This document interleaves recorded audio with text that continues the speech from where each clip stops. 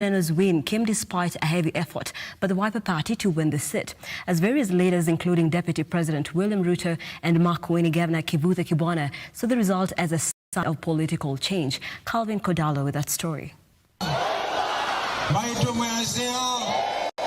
Following yesterday's result in the Nguu Masumba by-election in Makueni County, questions have emerged about the future of politics in the region. Timothy Maneno, an independent candidate, emerged first in the by-election, sparking celebrations led by Makueni Governor Kivutha Kibwana. Maneno won the seat after he garnered 2,894 votes, ahead of candidates of UDA and Wiper parties that had made a big splash during campaigns. Nonetheless, political stalwarts Wiper leader Kalonzo Musyoka and Deputy President William Ruto also congratulated Timothy Maneno for winning the ward by-election. However, Ruto also billed the result as a sign that the electorate was now more concerned about issue-based politics. Makueni Governor Kivutha Kibwana also saw the result as a sign of change in the region's politics, pointing out that the people of Nguu Masumba were opening a new chapter in the region's politics. Okay, in my reading, number one, the shift is not as they proclaim it to be. Because what this shows, by choosing an independent candidate, it just shows that the people are willing to go beyond political parties and look at the candidate and what the candidate has to offer. Number two, I tend to read it as a mistake by Wiper and UDA in equal sense, that they got concentrated too much on fighting each other, then they missed out on the electorate themselves. That an independent candidate could beat them because they were too consumed trying to outwit each other. In as much as the OPA principles were traversing the word, there was also some really concentrated effort by the UDA party. And now you can see from the results that the UDA party is quote unquote celebrating that they beat the Wiper candidate. But all in all, they all lost, and it's a shift of the people. The by-election that was occasioned by the death of former MCA Harrison Ngui was largely seen as a supremacy contest between Governor Kibwana, Kalonzo Musyoka and William Ruto. So for Raila's part, he has been cropping up Kivutha, Mutua and Ngilu to work against Kalonzo. In Western, he has been cropping up the likes of Oparanya, beat Musalia Mudavadi, and so on and so forth. So in so doing, this particular one was trying to show both the hustler and the Oka nation that we can actually do without either of you. As the dust settles on yesterday's result, eyes will remain trained on the region, with new entrants seeking to challenge the status quo ahead of the elections in 2022. Calvin Kodalo, Look Up TV, Nairobi.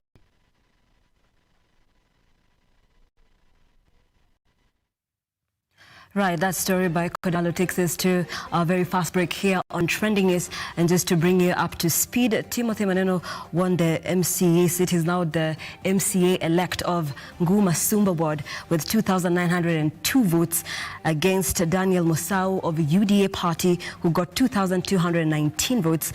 And the Wiper party candidate, Ishio Mwaiwa, got 1,614 votes. Keep tweeting, keep engaging with us at Look Up TV on Twitter, Look Up TV on Facebook. I will be reading your feedback and comments at the tail end of this bulletin. Don't go too far.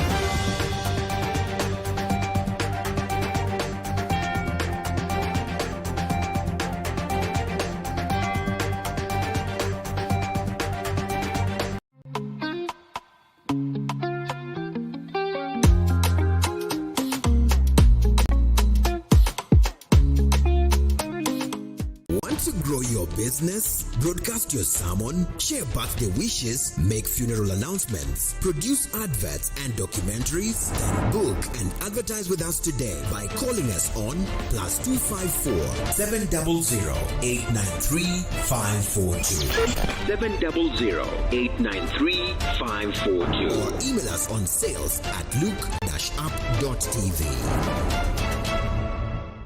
The future of money is simple, like unlocking possibilities with a smile and having the world in the palm of your hand.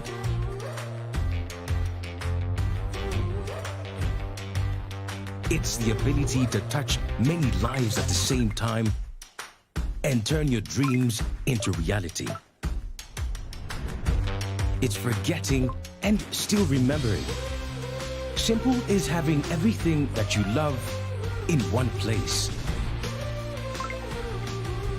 From the ticket to your next meal, to your ticket to the next holiday. It's an easy way to ask for a boost when you're low.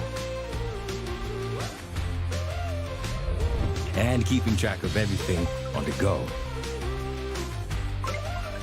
The future of money is simple, and it's here. Download the new M-Pesa app today.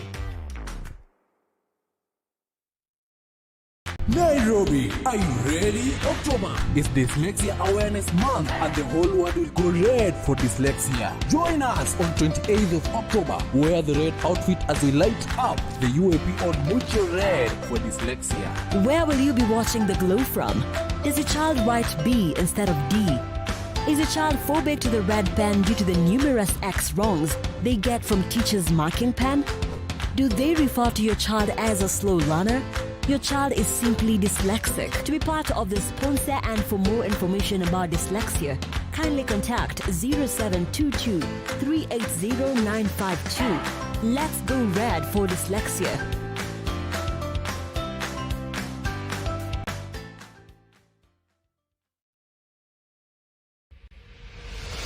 This November, a gathering of music ministers from all over East Africa.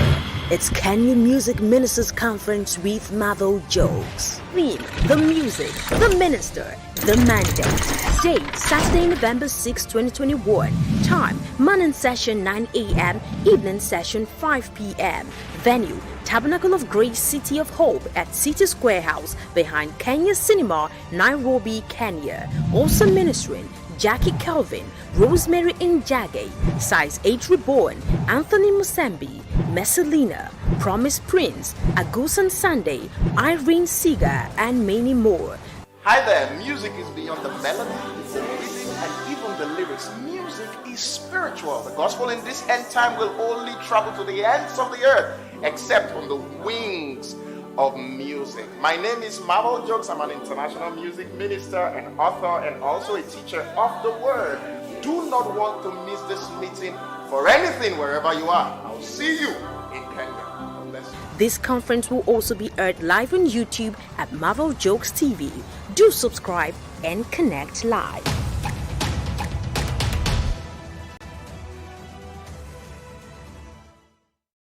Did you know the world's top icons and legends who have made history are dyslexic?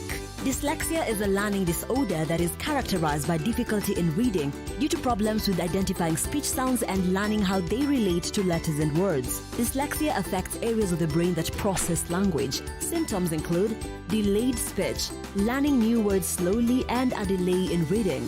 These legends made it, and so can your child.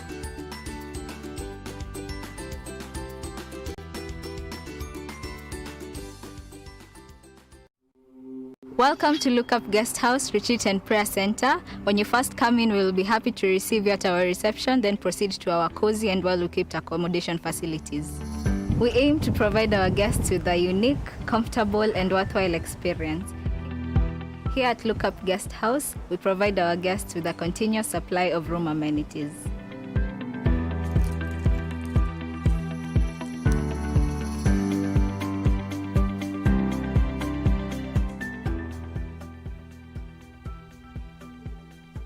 A cool environment for all your retreat activities. Look Up Guest House, Retreat and Prayer Center. For reservation, contact us on info@lookupguesthouse.org or call us on 0746 788 707. Like, follow, subscribe, click the notification button. Join the Look Up TV movement now.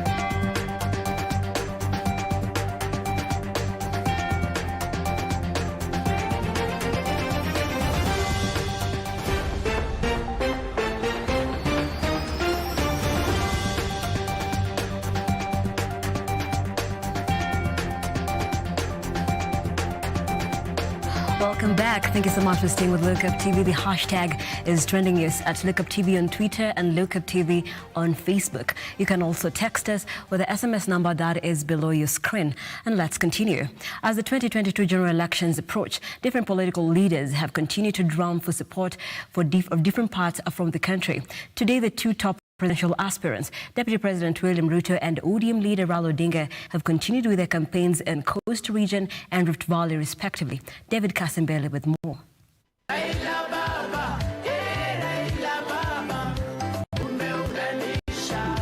While meeting with leaders from Rift Valley, the ODM leader Raila Odinga has assured them that if elected, he will address insecurity, especially the recent case of clashes in Laikipia County, corruption and settlement issues facing the region. Umetaja mambo ya insecurity haswa kule chini kwa bonde, mambo ya wezi ya mifugo, majangili ambayo wanatembea na bunduki na wanaua watu. Hali nimesikia. Mwongea sana juu ya mambo ya ufisadi. Na mbeleni pale walioanza kuongea wameongea juu ya mambo kutoka Keyo huko. Mambo ya mabwawa ya Kimarer na Ror.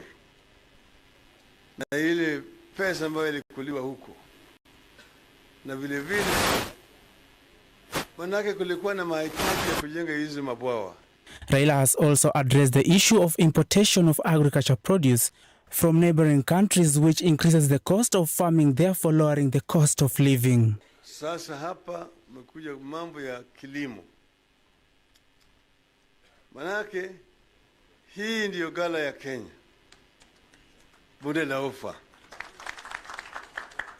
Chakula ya Kenya mingi inatoka hapa bonde la Ufa.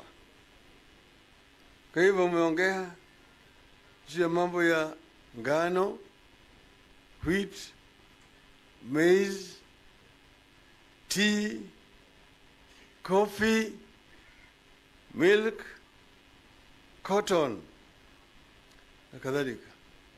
Raila said that he will facilitate the resettle of the IDPs that were evicted from Mau Forest. He added that his government will create more job opportunities for the youth, stressing that most of them are unemployed.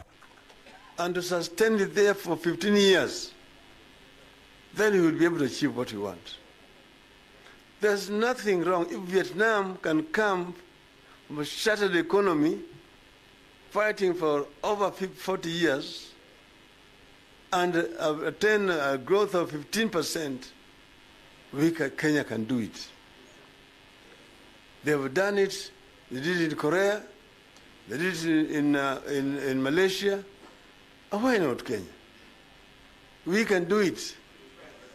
We can. Say yes, we can. Yes, we can. We can do it if we are united. And that's the reason why I launched 2 months ago in Nakuru, Azimio la Umoja. Azimio la Umoja aims to unite the people of Kenya so that we can be able to realize their potential. After the meeting, Raila addressed residents in Eldoret town, where he urged them to register as voters and elect leaders with vision and who are ready to take this country forward. Yesterday, Raila took his campaign to Turkana County, where he met allies from ODM party and addressed residents from the county. On the other hand, in Mombasa, Deputy President William Ruto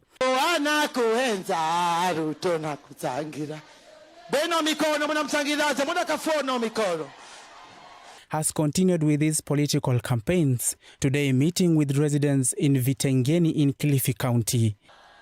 Bwana Yesu asifiwe. He was accompanied by political leaders from the coastal region, including Malindi Member of Parliament Aisha Jumwa.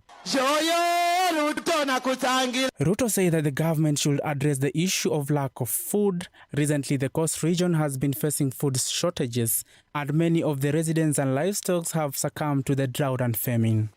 Mimi nimefika hapa leo na nimeona yale mambo nimeona hapa kweli ni mambo magumu sana.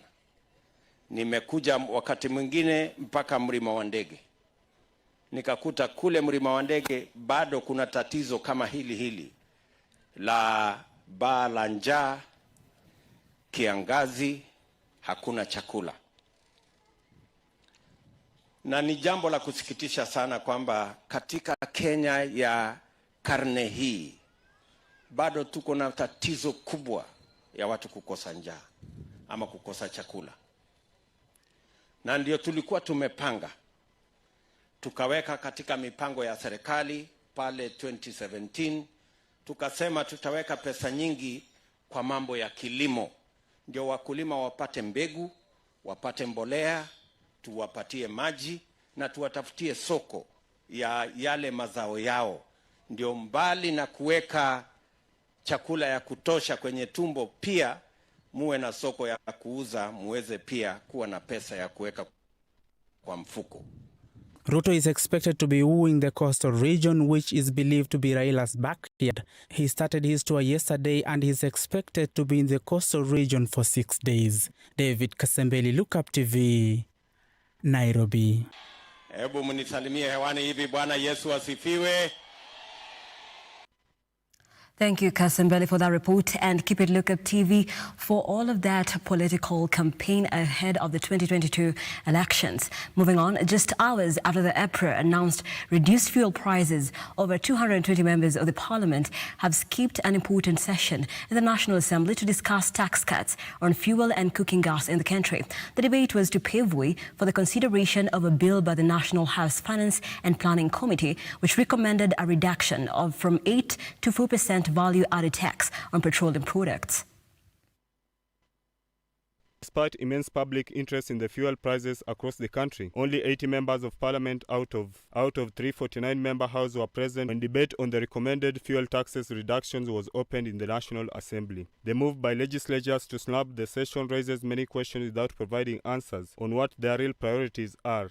The bill, which recommended reduction of taxes and levies from 8 to 4%, was backed by Lower House Finance and National Planning Committee and adopted by the whole House Thursday evening. If passed by National Assembly, it will enable easing of the burden on low-income Kenyan consumers who are on the receiving of record-high petroleum products in the country. If, according to report from Finance Committee chaired by Homa Bay MP Gladys Wanga, the reduction of levies and taxes on petroleum products will plug a hole of Kenyan shillings 36.7 billion in the national budget, forcing the exchequer to look for other alternatives to compensate for the budget deficit. The deficit could also mean less spending by the National Treasury in an effort to control the fiscal deficit in the country as Kenya prepares for highly charged general election next year, which could lead to slowed economic activities. Elsewhere, Kenyans have welcomed government move to reduce prices of petroleum products in the country by 5 to 6 shillings, with some insisting that more reductions should be done to lower the cost of living. Sijaanza kufiri impact yake, maana ilishuka ni leo tu asubuhi imeshuka.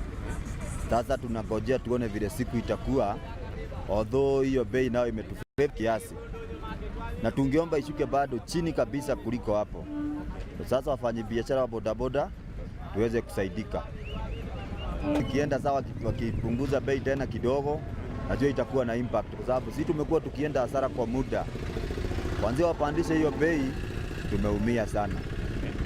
Iko sawa, serikali imefanya hapo fefa. Unajua tulikuwa tunasumbuka sana kiasi, lakini sasa tunaona usafiri itakuwa sawa, hata ni kama pesa itaanza kurudi.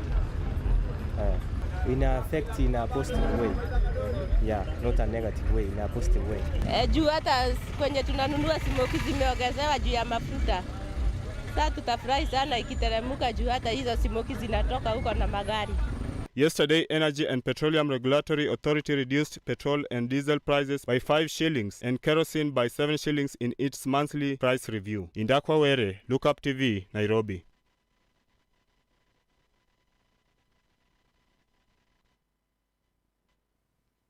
And thank you for that report. I'd like to pick your thoughts on the reduction of fuel prices. What are your thoughts? Is it a reprieve for you? Do you aspire for products, different commodities to go down? At Look Up TV on Twitter, Look Up TV on Facebook. Continue engaging us. Moving on, Kenyans have expressed mixed reactions following the death of Masten Wanjala, a self-confessed serial killer, earlier today.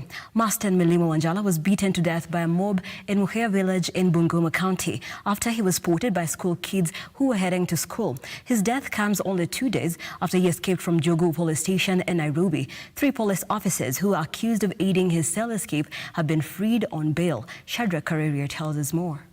Netizens have taken it to social media platforms, expressing their mixed reaction following the news about the death of our famous serial killer Master Wanjala, who claims to have killed 12 kids. Victor Owili on Twitter asked, how did he get transport from Nairobi to Bungoma, having just escaped from police custody? Why was he in police cell and not in remand? He further thinks that Wanjala might have done and someone might have let him loose for public justice. Another tweet reads, my conspirator tells me that this guy was an organ harvester, working for big people and had to be silenced before going to court. According to Mukia village chief Mr. Boniface Diera, Wanjala was spotted early in the morning by school kids who were heading to school and caught him in one of the houses in the village where he had entered to seek help. This happens as the 3 police officers who are accused of aiding his cell escape set free for 100,000 bail. Shadrach Kareria, Look Up TV, Nairobi.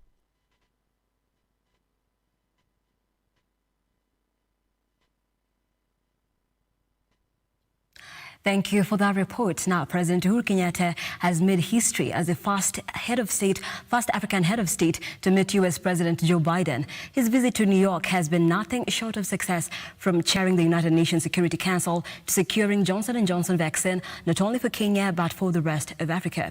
Muguru Kimani takes a look at the tour that began on Sunday. President Uhuru Kenyatta arrived in New York on Sunday for a 2-day working visit. On Monday, the head of state held a bilateral talks with the UN Secretary General Antonio Guterres, during which the 2 leaders discussed several subjects of global importance, among them the crisis in Haiti and Ethiopia's Tigray region, as well as preparation for the forthcoming COP26 meeting in Glasgow, Scotland. Speaking at the signing ceremony in New York, the president said the government backpact was part of the efforts to support the growth of Kenya SME sector as a key enabler of the wealth and employment creation. And you will form the basis of what I believe will be a prosperous future for our 2 countries, but also an opportunity to create investment where it matters.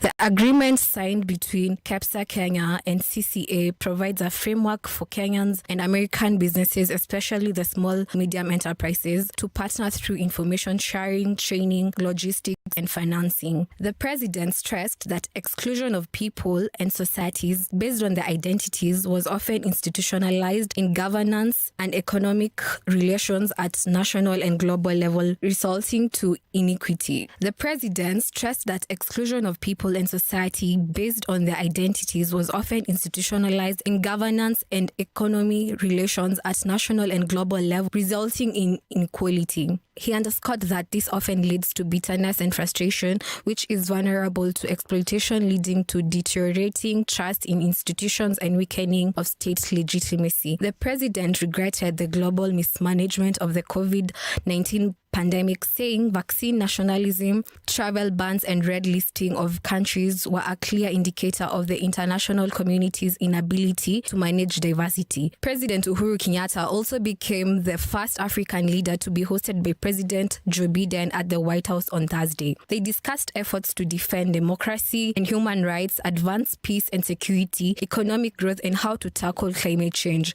Muguru Kimani, Look Up TV, Nairobi. So that's another agenda that we are also going to be. Thank you, Muguru Kimani, for that report. The International Federation of Female Lawyers, FIDA Kenya, has called on the government to declare gender-based violence in Kenya a national disaster. The federation now saying cases of femicide and gender-based violence have increased exponentially over the past year.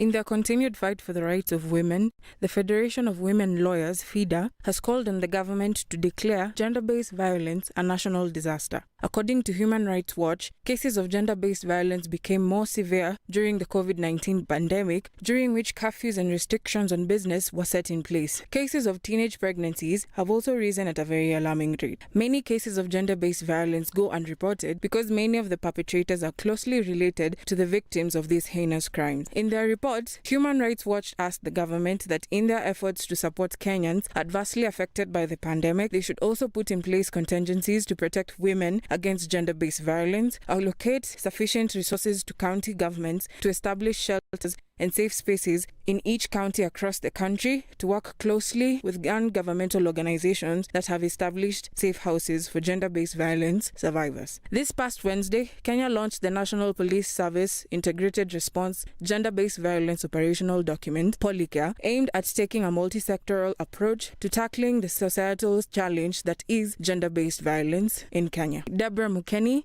Look Up TV, Nairobi. And it's about time for us to get sporty. Now, Sterling opened, I beg your pardon, Manchester City and England. Looking forward, Raheem Sterling to leaving the Manchester-based club if he does not get enough game time at the Etihad Stadium. This comes as the international break ends to pave way for the league football that resumes this weekend across the major European leagues. The England international, whose contract runs out in 2023, has had the passion to play football abroad from a young age, saying that he would be open to play elsewhere if a chance comes up. Sterling has started just one game since the opening weekend of the season, though he was in the Manchester City side that suffered defeat against Paris Saint-Germain in the Champions League. The arrival of Jack Grealish from Aston Villa has increased competition for places at the club, even though Ferran Torres is still out injured with a fractured foot. Sterling joined Manchester City in 2015 and has won the Premier League thrice, the FA Cup once, and the English Football League Cup EFL 4 times. Manchester United winger Anthony Elanga was subjected to racial abuse as he was playing for Sweden's under-21 side against Italy this week. The two teams were involved in a 1-1 draw, where Elanga was involved in an incident with opposition players at the end of the match. Liverpool defender Trent Alexander-Arnold and forward Diogo Jota are expected to be available for selection against Watford this weekend. Trent missed Liverpool's win over FC Porto in the draw against Manchester City, while Diogo Jota missed Portugal's matches last week due to an injury. Thiago Alcantara is likely to miss the match due to a calf injury. In the Premier League fixtures this weekend, Watford play Liverpool in tomorrow's early kickoff, Southampton take on Leeds, Norwich entertain Brighton, Aston Villa play Wolves, Leicester City welcome Manchester United at the King Power Stadium, while Manchester City host Burnley at the Etihad Stadium. Chelsea visit Brentford in Saturday's late kickoff. On Sunday, Everton play West Ham United, Newcastle host Tottenham Hotspurs, while Arsenal play Crystal Palace at the Emirates Stadium on Monday. Alvin Hayumbi, Look Up TV. Thank you, Alvin Hayumbi, for that report. It brings us to a close here on Trending News, but I'll be taking a look at what's trending across social and on Twitter. Master Njala is trending. Master Njala is a self-confessed serial killer who was killed by a mob, lynched earlier today morning in Bungoma.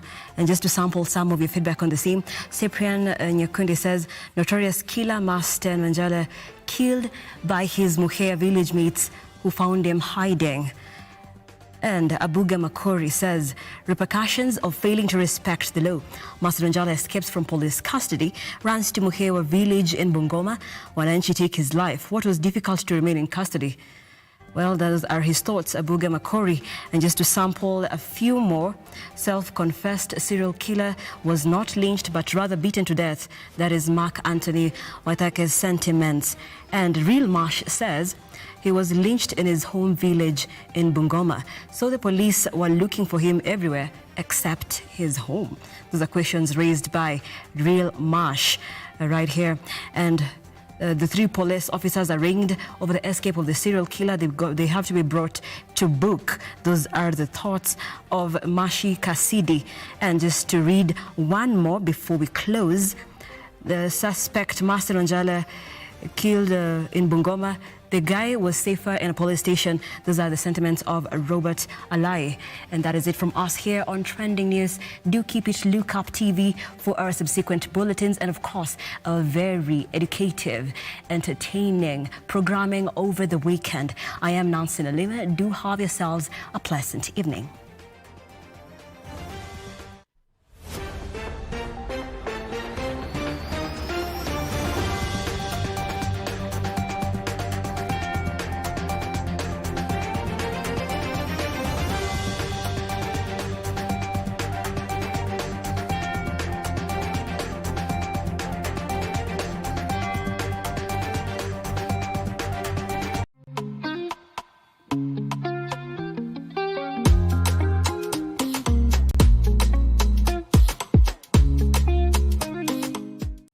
We value your feedback and welcome your complaints about our programming and operations.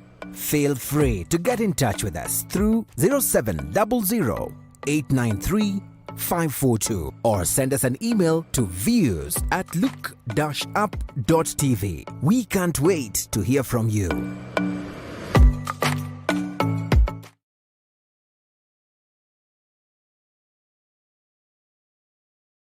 Want to grow your business? Broadcast your sermon, share birthday wishes, make funeral announcements, produce adverts and documentaries? Then book and advertise with us today by calling us on +254 700 893 542 700 893 542 or email us on sales@look-up.tv. The future of money is simple, like unlocking possibilities with a smile and having the world in the palm of your hand.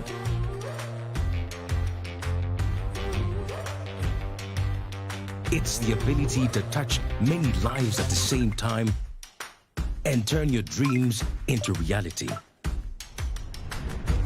It's forgetting and still remembering. Simple is having everything that you love in one place.